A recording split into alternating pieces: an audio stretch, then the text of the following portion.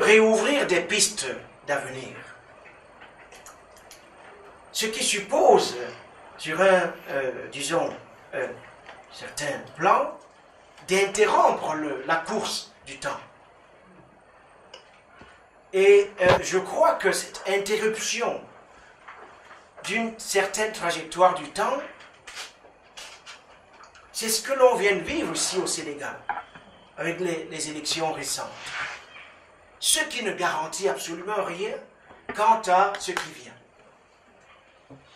Mais si, comme nous le demande Mamadou, et je suis d'accord avec lui, nous devons être attentifs au rythme de l'histoire. Donc, il faut être également, justement, sensible à cette rythmique. Les rythmes et la rythmique, des pauses, des moments de saturation, des moments d'interruption, des moments de retour et des moments de projection. La question sénégalaise en ce moment étant effectivement de savoir, après l'interruption, comment va-t-on orchestrer les forces d'une projection dans le domaine culturel, dans tous les autres domaines, pour que le travail en vue de la clôture de l'histoire, ce travail soit mis en échec. Donc voilà, je crois, une première série d'observations qui d'ailleurs rejoignent ce point de vue, ce que Amidou nous disait, et tel que ces questions ont été posées par Mamadou.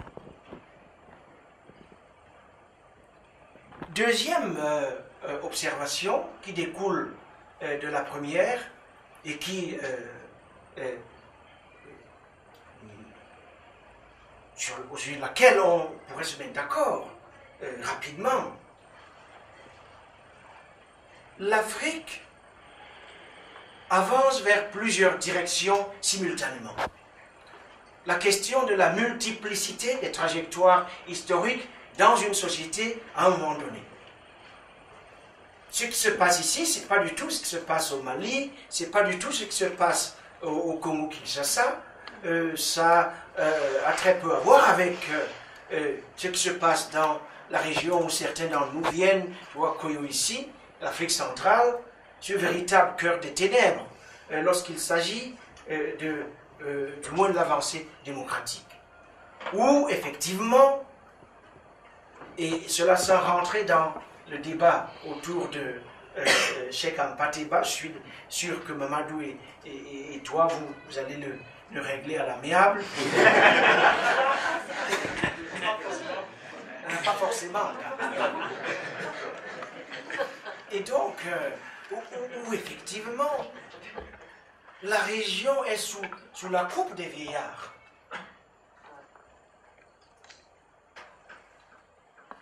Un pays comme le Cameroun est gouverné par une centaine de vieillards que l'on connaît, que l'on peut nommer, que l'on peut compter. Les femmes sont sous leur coupe, les jeunes, les cadets sociaux sont sous leur coupe. Ils pensent qu'ils ne vont pas mourir. Ou si jamais il leur arrive de mourir, ils ne veulent pas aller seuls. Ils veulent emporter tout le monde avec eux. Comme au bon vieux temps, où les grands hommes, les funérailles des grands hommes impliquaient le sacrifice de beaucoup. Puisque le grand homme ne devait pas partir tout seul. La grande peur du grand homme, c'est la solitude. Il fallait qu'il parte avec ses femmes, avec son bétail, avec ses bijoux, avec toute sa mémoire. Et de ce point de vue, si je peux, j'ai promis de ne pas rentrer dans ce débat, mais si je peux faire un commentaire qui va à l'encontre de ce que Ampateba dit, ils sont contents de brûler la bibliothèque, de partir avec le dictionnaire Ça, c'est pas bien. et de déchirer les archives. Je crois que ceci fait partie, disons, si l'on avait à suivre Iliffe Madou, qui fait une histoire de l'honneur, une véritable histoire culturelle du continent, des cultures du pouvoir, il y a eu des cultures du pouvoir où, disons, qui donnent la prime à ce type de conduite. Je cite l'Afrique centrale parce que aujourd'hui, on voit tout cela à l'œuvre. Et donc la question du gouvernement des vieillards est une question centrale dans la représentation de la démocratie dans l'Afrique actuelle. Associé à cela, évidemment, la crise générationnelle à laquelle faisait référence Mamadou. Parce que, pas tous, bien entendu, mais le gouvernement des vieillards, la domination des vieillards, est une domination par l'amnésie. La domination des vieillards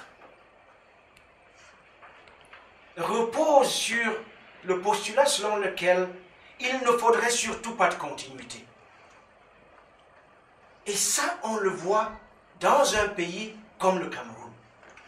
Et le drame du Cameroun aujourd'hui, il repose là. Et je pense d'ailleurs que des phénomènes comme la traite des esclaves, la traite atlantique, du XVIe au XIXe siècle, a été rendu possible parce que dans les cultures politiques de l'époque, ce type de choses était possible. Troisième point de méthodologie, ou disons, je crois que le temps de l'Afrique, multiplicité des trajectoires, indétermination, à tout cela, il faudrait ajouter un troisième, je dirais, élément, qui est tout cela produira des résultats paradoxaux.